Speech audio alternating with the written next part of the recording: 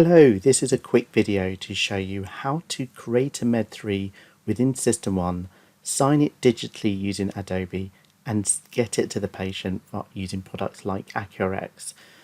The principles in this video could be used for signing any sort of document and getting it to the patient, so it's not just about MED3s.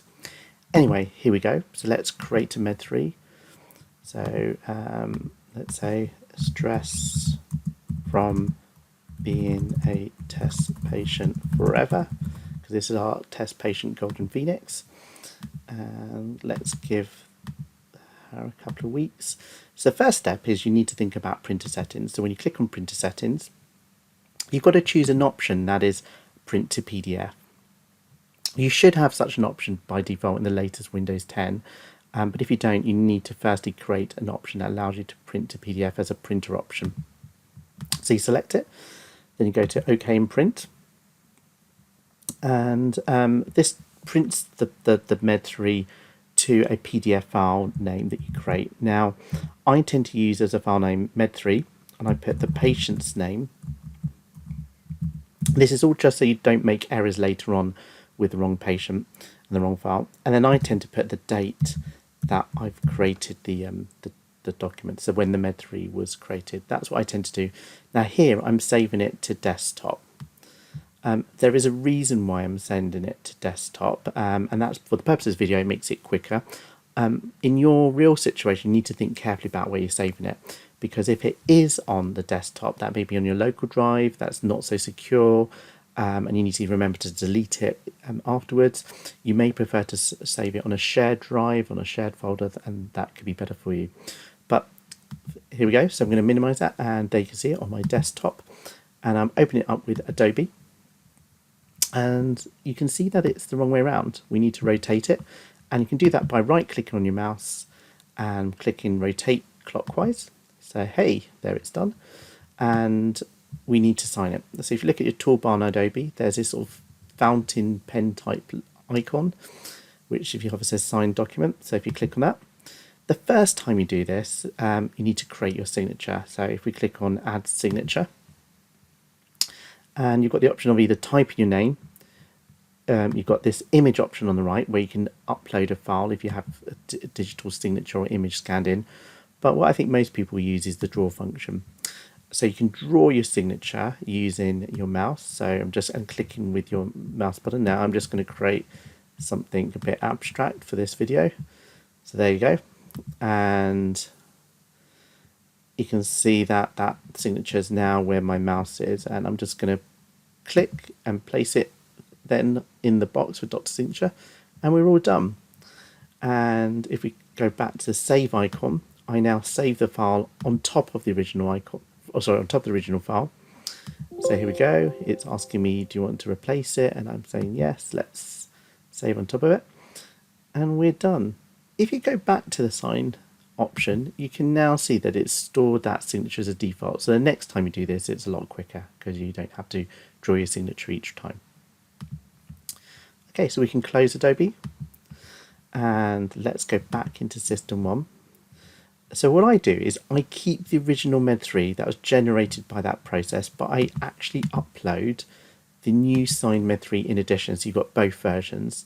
So if you go to record attachments, sorry, I don't know if you saw that, that may be a bit too quick. So if I go back, so you right click on record attachments, go to attach file, and in desktop you can see that file that I created.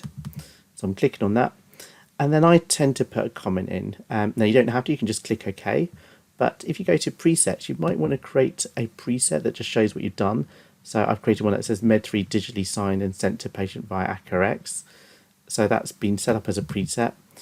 So it means that I can just show what that attachment is about. So click on OK, and now I think it's really important, before you forget, you've uploaded that file into SystmOne, delete that original. So I'm going back to my desktop and I'm deleting it so I won't forget later, and I'm even going to empty my recycle bin so I absolutely know that it's gone.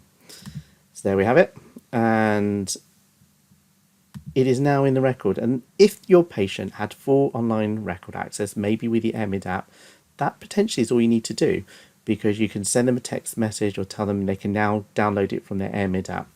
If they don't, maybe you want to then send it via accuRx.